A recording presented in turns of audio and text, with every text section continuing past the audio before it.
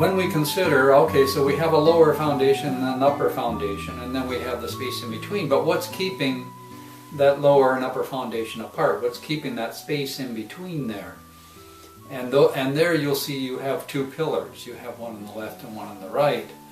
And these pillars or columns or posts are exactly that. They represent, they have certain forces in creation that sustain these. And that's more involved than what we're giving right now, right here, right now. Because from 17, which is the sustaining of the space, sustaining of the light, and the higher and lower foundation, because of the drift of Jehovah's creation, and creation always does drift. Well, for you as you're looking, the drift would go this way. And so in other words, for you it's counterclockwise. And it would keep drifting and drifting and drifting and drifting, and it's supposed to be so that it ends up like this. And as it's drifting, the corners start to fall in. And it starts to collapse. It starts to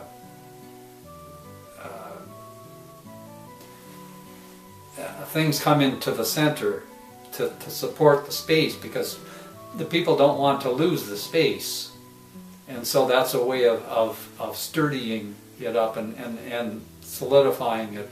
Even as in corporea, we know that by using triangles, we can used as struts, support struts, they can withstand a lot of weight, a lot of stress, a lot of pressure, like as we know from like building bridges and so forth, or other such structures. This rotation, this drift, then we still have recognize what happens here to the higher foundation and the lower foundation. Now we have the higher foundation over here, which for you would be on your left, and then the lower foundation is on the right. And these actually represent, in the social order, it becomes a social dichotomy. And the upper, which is now over here, and the lower, which is over here, the upper or the left, the people who are there are essentially called, well, people on the left, or they're liberals, or whatever name happens to be attached to them, and these over here are more the conservative or the reactionaries or the Osirian type people, who the ones who feel a deep connection with the earth and all that, of the lower foundation. Now, recall that man wants to go forward. Well, that's the same over here with the higher foundation. Man wants to go forward, and recall that looking to the right, as you're looking at it, looking to the right is that way, and man wants to go that way. The ones on the left want to go that way. They want to progress. But if they progress that way, it's going to shrink that space that's being held there. And the other side here is not going, no, no, no, no, no. We want to keep this space. We want to maintain this space. But then the ones over here understand that the stagnation is also death. And so there has to be movement, there has to be progression.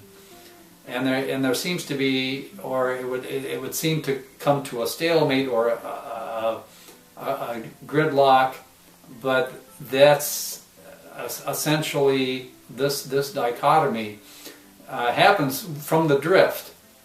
Now, things always drift in Jehovah's creation, which is the counterclockwise movement, which for you would be around this way.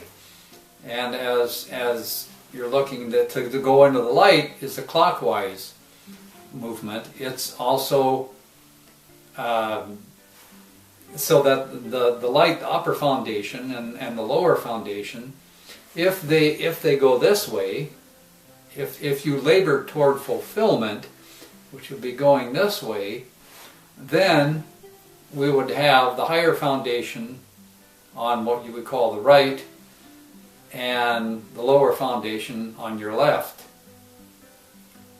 And now the higher foundation wants to go that way to create, and it would create more space and greater glories in here. And so the lower foundation doesn't really want to move particularly, and so but it will allow for that increase because it's good for this side to do that. And for the lower foundation, it's good for those who are, because everyone has to share that space. There are times and seasons in looking at this in terms of prophecy. There are times and seasons when man drifts in certain things, and times when he moves forward and progresses in certain ways. And so we can look at the social orders, for example, or a family, or a group, a tribe, a nation, even the whole world, and see where they are in the cycles, and when they come to the 18th cycle of whatever it is that we're looking at, we can expect to see this. And so that's number 18, which is Hak. And remember, we talked about reconciliation, so that when you have 17 and you have the higher foundation and the lower foundation, then just exactly how do you keep it that way? I mean, how do you keep it sustained and everything? And that has to do with, like we mentioned, with reconciliation.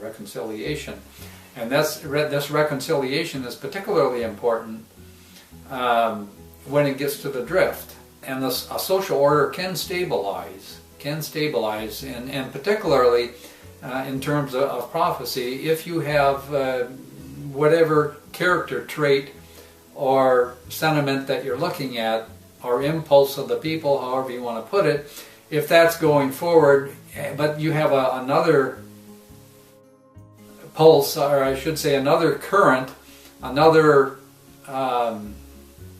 characteristic that's being developed, and that's drifting, you might have, at the same time, you might have the left and the right sharing sides. So it can become complex and profound insofar as prophesying from these things, because we have to learn to put weight. How much weight do we put on this, and how much weight do we put on that? We have to look to Jehovah's kingdoms, plural, particularly up in Etheria, and what's coming up in the Etherian roadway that the Earth and the Sun and the Earth and the solar system is moving through, because the solar system moves through Etherian fields, and this ethe, this fine rarefied substance. Now physicists call it solar wind or whatever, but it's subtler than that, because it cannot be perceived either by corporeal senses or extensions of corporeal senses, meaning in particular the measuring of vortexia, which is essentially how science makes most of their measurements when it comes to this type of things. And vortexia is a lower manifestation of a more subtle energy.